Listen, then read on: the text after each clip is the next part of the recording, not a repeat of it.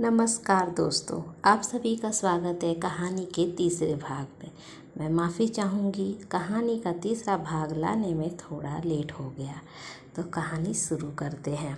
बूढ़ी काकी को केवल इतना श्रवण था कि किसी ने मेरा हाथ पकड़कर घसीटा। फिर ऐसा मालूम हुआ जैसे कोई पहाड़ पर उड़ाए लिए जाता है। उनके पैर बार बार पत्थरों से टकराए। तब किसी ने उन्हें पहाड़ पर से पटका। वे मूर्छित हो गईं। जब वे सचेत हुई तो किसी की जरा भी आहट न मिलती थी। समझी कि सब लोग खा पी कर सो गए और उनके साथ मेरी तकदीर भी सो गई। रात कैसे कटेगी राम, क्या खाऊं? पेट में अग्नि धधक रही है। हाँ, किसी ने मेरी सुधि न ली। क्या मेरा पेट काटने से धन जुड़ जाएगा? इनको इतनी भी दया नहीं आती कि न जाने बुढ़िया कब मर जाए, उसका जी क्यों दुखवावे। मैं अंधी अपाहिज ठहरी, न कुछ सुनूं न बूझूं। यदि आंगन में चली गई तो क्या बुद्धिराम से इतना कहते न बनता था कि काकी अभी लोग खा रहे हैं, फिर आना। मुझे घसीटा पटका। उन्हीं पूड़ियों के लिए रूपा ने सबके सामने गालियां दी। उन्हीं पूड़ियों के लिए इतनी दुर्गति करने पर भी उनका पत्थर का कलेजा न पसीजा। सबको खिलाया, मेरी बात तक न पूछी। जब तक ही न दी, अब तक क्या देंगे, यह विचार कर काकी निश्चय संतोष के साथ लेट गई। ग्लानि से भरा गला आता था, परंतु मेहमानों के भय से रोती न थी। सहसा उनके कानों में आवाज़ आई, काकी उठो, मैं पूड़ियाँ लाई थी। काकी ने लाडली की बोली पहचानी, झटपट उठ बैठी। दोनों हाथों से लाडली को टटोला और उसे गोद में बैठा लिया। लाडली ने पूड़ियाँ निकाल कर दी। काकी ने पूछा, क्या तुम्हारी अम्मा ने दी है? लाडली ने कहा, नहीं, यह मेरे हिस्से की है। काकी पूड़ियों पर टूट पड़ी। 5 मिनट में पिटारी खाली हो गई। लाडली ने पूछा, काकी पेट भर गया? जैसे थोड़ी सी वर्षा ठंडक के स्थान पर और गर्मी पैदा कर देती, उसी भांति इन थोड़ी सी पूड़ियों ने काकी की क्षुधा और इच्छा को उत्तेजित कर दिया था। बोली, नहीं बेटी, जाकर अम्मा से और मांग लाओ। लाडली ने कहा, अम्मा सोती हैं, जगाऊंगी तो मारेगी। काकी ने पिटारी को फिर टटोला। उसमें कुछ खुरचन गिरे थे, उन्हें निकाल कर वे खा गई। बार बार होठ चाटती थीं, चटकारे भरती थीं। हृदय समोस रहा था कि पूड़ियाँ कैसे पाऊँ। संतोष सेतु जब टूट जाता है तब इच्छा का बहाव अपरिजित हो जाता है। मतवालों को मत का श्रवण करना उन्हें मंधा बनाता है। काकी का अधीर मन इच्छा के प्रबल प्रभाव में बह गया। उचित और अनुचित का विचार जाता रहा। वे कुछ देर तक उस इच्छा को रोकती रही। सहसा लाडली से बोली, मेरा हाथ पकड़कर वहाँ ले चलो जहाँ मेहमानों ने बैठकर भोजन किया है।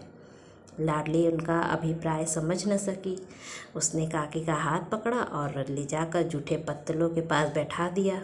दीन छुतातुर होत ज्ञान बुढ़िया पत्तलों से पूड़ियों के टुकड़े चुन चुन कर भक्षण करने लगी। ओह, दही कितना स्वादिष्ट था, कचौड़ियाँ कितनी सलोनी, खस्ता कितने सुमोल। काकी बुद्धिहीन होते हुए भी इतना जानती थी कि मैं वह काम कर रही हूँ जो मुझे कदापि करनी नहीं चाहिए। मैं दूसरों की जूठी पत्तल चाट रही हूँ। परंतु बुढ़ापा तृणावेग का अंतिम समय है, जब इच्छाएं एक ही केंद्र पर आ लगती हैं। बूढ़ी काकी में यह केंद्र उनकी स्वदेन्य थी। ठीक उसी समय रूपा की आंखें खुली। उसे मालूम हुआ कि लाडली मेरे पास नहीं है। वह चौकी चारपाई की इधर उधर ताकने लगी, कहीं नीचे तो नहीं गिर गई। उसे वहाँ न पाकर वह उठी तो क्या देखती है कि लाडली जूठे पत्तलों के पास चुपचाप खड़ी है और बूढ़ी काकी पत्तलों पर से पूड़ियों के टुकड़े उठा उठा कर खा रही हैं। रूपा का हृदय सन्न हो गया।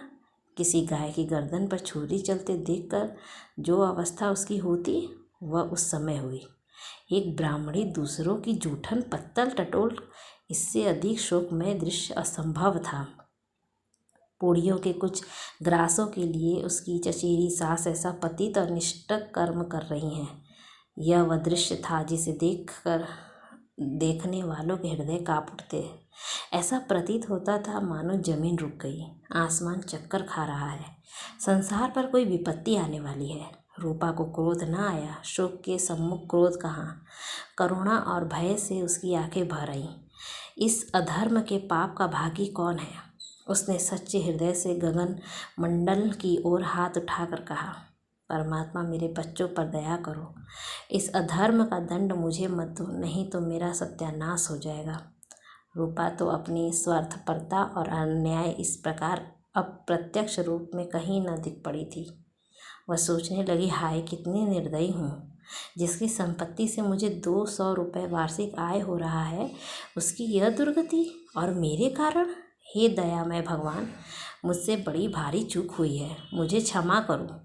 आज मेरे बेटे का तिलक था, सैकड़ों मनुष्यों ने भोजन पाया, मैं इनके इशारों की दासी बनी रही। अपने नाम के लिए सैकड़ों रुपए व्यय कर दिए, परंतु जिसकी बदौलत हजारों रुपए खाए, उसे इस उत्सव में भी भरपेट भोजन न दे सकी। केवल इसी कारण तो वह वृद्धा असहाय है। पा ने लिया जलाया, अपने भंडार का द्वार खोला और एक थाली में संपूर्ण सामग्रियां सजाकर लिए हुए बूढ़ी काकी की ओर चली। आधी रात जा चुकी थी। आकाश पर तारों के थाल सजे हुए थे और उन पर बैठे हुए देवगण स्वर्गीय पदार्थ सजा रहे थे, परंतु उसमें किसी को वह परम आनंद प्राप्त न हो सका था जो बूढ़ी काकी को अपने सम्मुख थाल देखकर परम आनंद प्राप्त हुआ। रूपा ने कंठा विरुद्ध स्वर में कहा, काकी उठो, भोजन कर लो। मुझसे आज बड़ी भूल हुई, उसका बुरा न मानना। परमात्मा से प्रार्थना कर दो कि वह मेरा अपराध क्षमा कर दे। भोले भाले बच्चे की भांति जो मिठाइयाँ पाकर मार और तिरस्कार सब भूल जाता है, बूढ़ी काकी वैसे ही सब भुलाकर बैठी हुई खाना खा रही थी। उनके एक एक रोए से सच्ची संवेदनाएं निकल रही थीं और रूपा बैठी इस स्वर्गीय दृश्य का आनंद लेने में निमग्न थी। तो दोस्तों, मुंशी प्रेमचंद की कहानी यहीं पर समाप्त होती है।